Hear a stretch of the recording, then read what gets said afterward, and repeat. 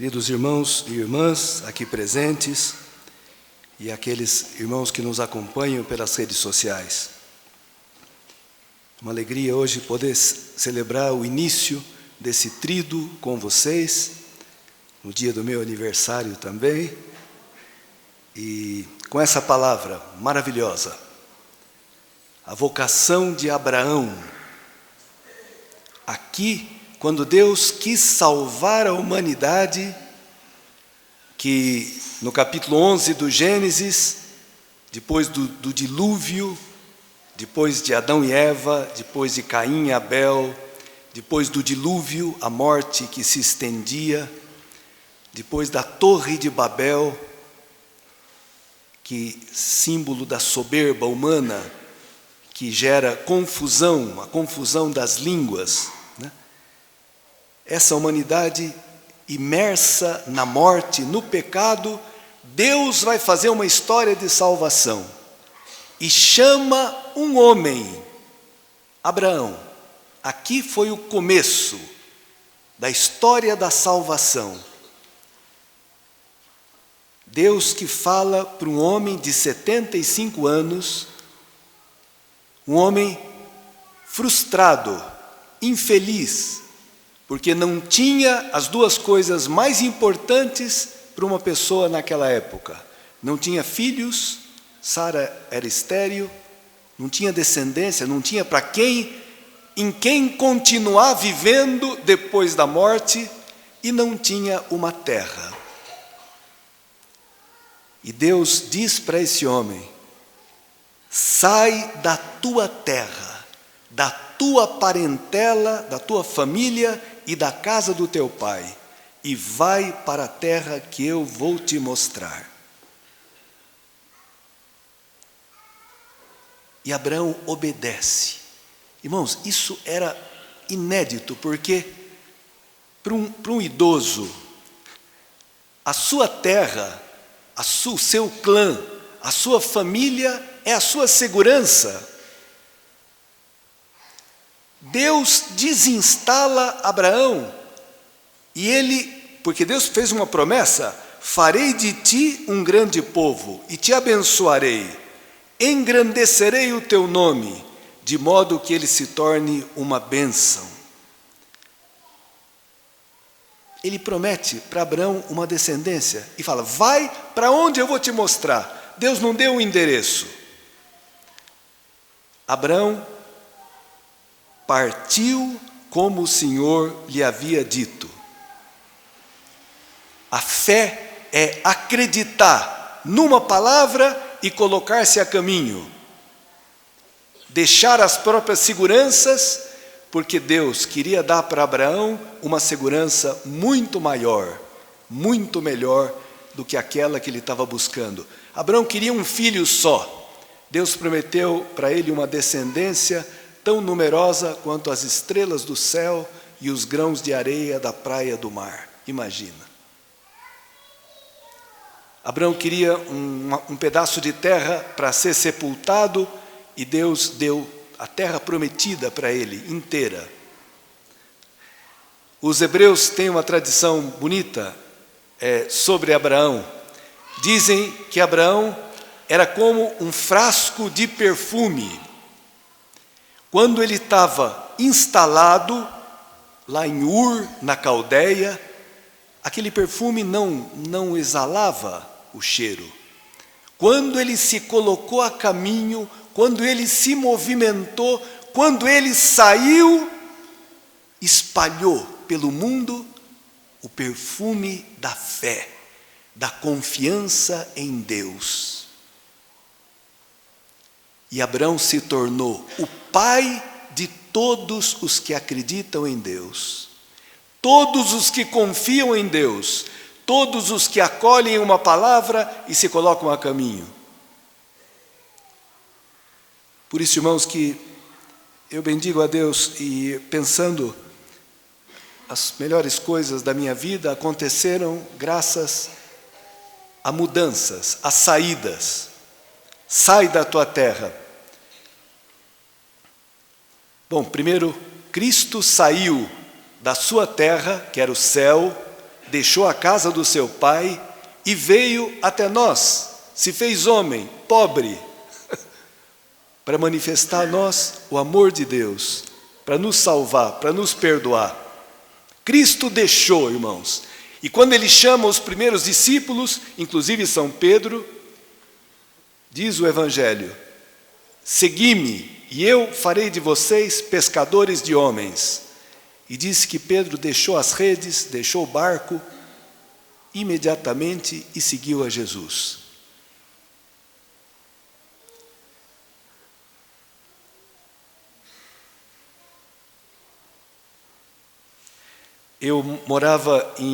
Minha família morava em São Paulo. Meus pais eram bancários e depois de 24 anos em São Paulo, o banco onde meu pai trabalhava fechou e nós tivemos que voltar para o interior.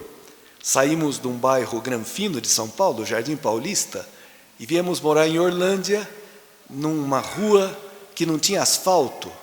Minha casa não tinha forro, de frente para o pasto. Quando eu vim aqui para São Pedro, eu lembrei da minha casa, porque também a casa paroquial está de frente para o pasto.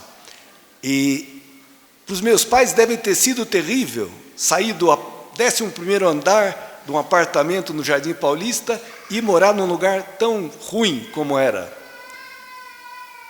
Pois bem, ali em Orlândia, Deus estava me esperando. Deus mandou um padre, um leigo e uma mulher, 2 da Itália, 1 da Espanha, foram até Orlândia. O que é Orlândia? Anunciar o Evangelho. E foi a coisa mais importante que aconteceu na minha vida. Quando tinha 17 anos, escutei umas catequeses que me anunciaram o amor de Deus e me convidavam a sair também. Depois de 2 anos e meio de caminhada, me chamaram e eu deixei o meu emprego e fui como catequista itinerante em Porto Velho, sem nada. Passei 5 anos como catequista itinerante. Primeiro Porto Velho, 2 anos, depois fui para São Paulo, Salto e São Paulo, depois Curitiba, depois Santa Maria, no Rio Grande.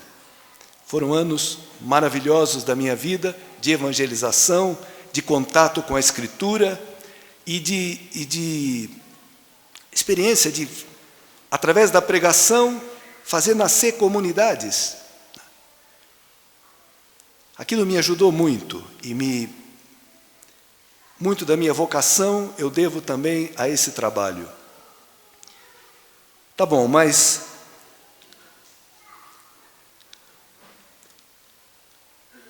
Deus foi muito misericordioso. Também depois de alguns anos como padre, Deus me deu a graça de sair, deixar o Brasil, ir para a Itália, estudar, fazer um mestrado, que também foi um tempo de muita graça. Eu sou muito agradecido a Deus. Recebi muito, muito, em todo sentido. E eu vejo como que sempre sair das próprias seguranças e deixar-se conduzir por Deus é sempre o melhor negócio. A gente nunca sabe o que vai acontecer e nem tem o domínio das coisas, mas é impressionante a providência de Deus, como foi na vida de Abraão, como foi na minha vida, né, nesses anos todos. E tá bom, irmãos, eu não quero me estender. Essa palavra, sai da tua terra, em hebraico, tem uma particularidade interessante. A expressão é sai para ti. Sai, eu anotei um monte de coisa, mas deixei o papel em casa. Sai para ti. Sai para dentro de ti. É um sair de si, porque Deus quer nos construir de novo. Por isso nos convida a deixar nossas seguranças, porque Ele quer ser a nossa grande segurança. E Ele quer fazer algo de muito grande, de muito bonito na nossa vida.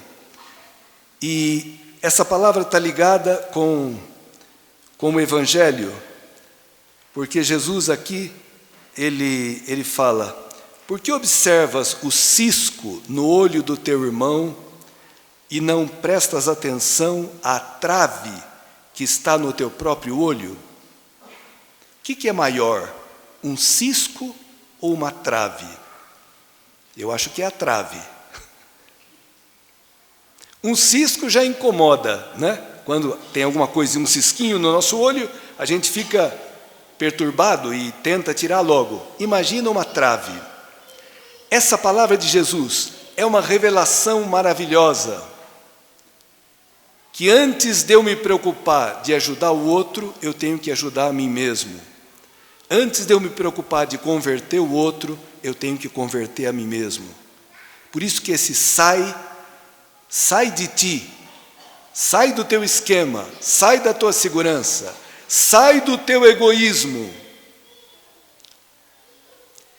Não é que não é bom tirar o cisco do olho do irmão. Ele fala: tira primeiro o cisco, a trave do teu olho. O problema maior sempre está em nós mesmos. A gente muitas vezes acha que o problema maior são os outros. Mas o Evangelho diz que não. O problema maior está em mim, que não sei amar, que não sei morrer pelo outro. Por isso que é uma palavra maravilhosa, irmãos, como toda a palavra do Evangelho, né? Não julgueis e não sereis julgados. Com que facilidade que a gente julga.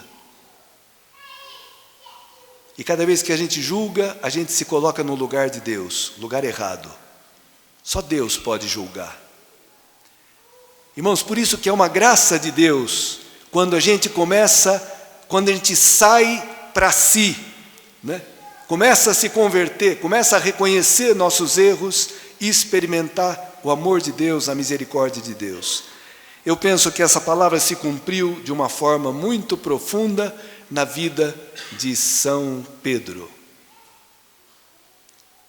Porque São Pedro, ele não enxergava a trave no seu olho. Ele era muito presunçoso. Quando Jesus disse: olha, vocês vão me trair, vão me abandonar, e ele falou: Senhor, eu não, eu irei até a morte contigo. Esses daí não sei não, mas comigo o Senhor pode contar. E o Cristo tem que falar para ele: Pedro, você vai morrer por mim? Antes que o galo cante, 3 vezes você vai me negar. Pedro não acreditava que ele não seria capaz de morrer por Cristo, com as suas forças. Foi preciso que ele negasse Jesus, que ele chorasse amargamente o seu pecado e experimentasse a misericórdia de Deus. Mas eu pensava hoje uma coisa, quando vi essa palavra, não julgueis. Que misericórdia que devia ter São Pedro pelas pessoas. São Pedro nunca devia julgar ninguém, porque ele não foi julgado por Cristo. Cristo perdoou de um pecado gravíssimo. Pedro jurou por Deus não conhecer Jesus. O pecado de Pedro não era menor que o pecado de Judas.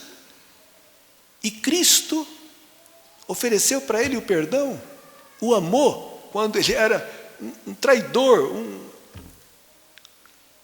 Quanta misericórdia. Por isso, irmãos, tem misericórdia dos outros quem experimentou a misericórdia. Pedro depois pôde tirar o cisco do olho de muita gente, porque ele tirou a trave do seu olho.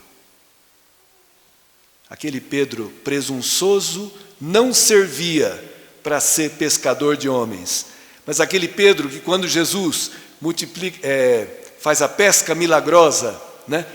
E Pedro vê aquilo, ele fala: Senhor, afasta-te de mim que sou um pecador.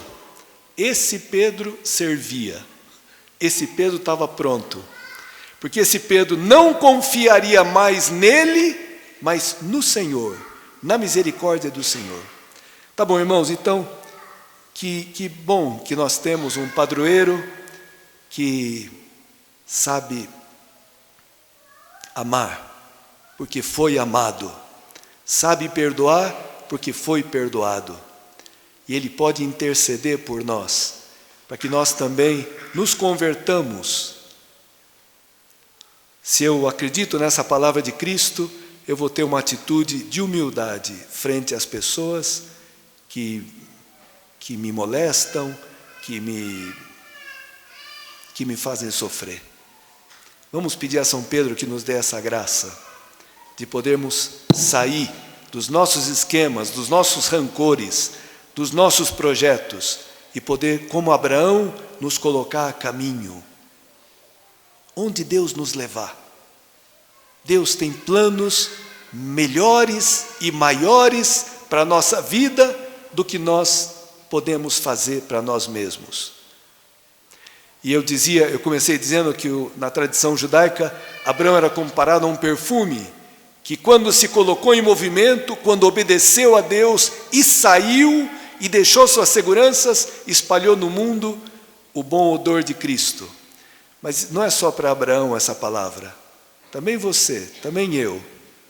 Quando eu saio de mim, quando eu me coloco em movimento, porque a vida é movimento. A vida é movimento, irmãos.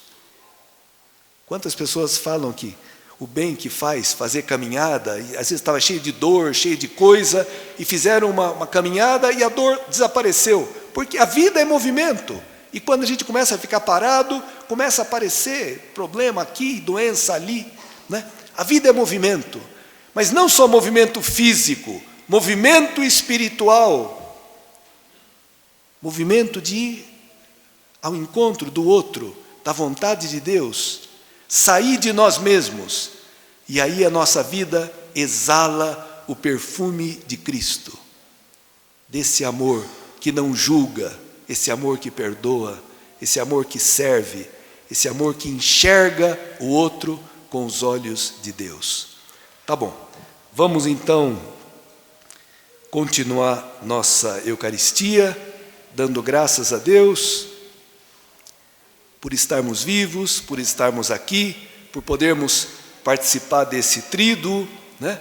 Espero que cada dia vocês estejam presentes aqui, porque Deus quer nos enriquecer com a sua palavra, com o sacramento, e quer nos dar alegria nesse ano, depois de 3 anos de pandemia, de podermos nos alegrar, festejar também nosso padroeiro nessa quermesse. Tá bom?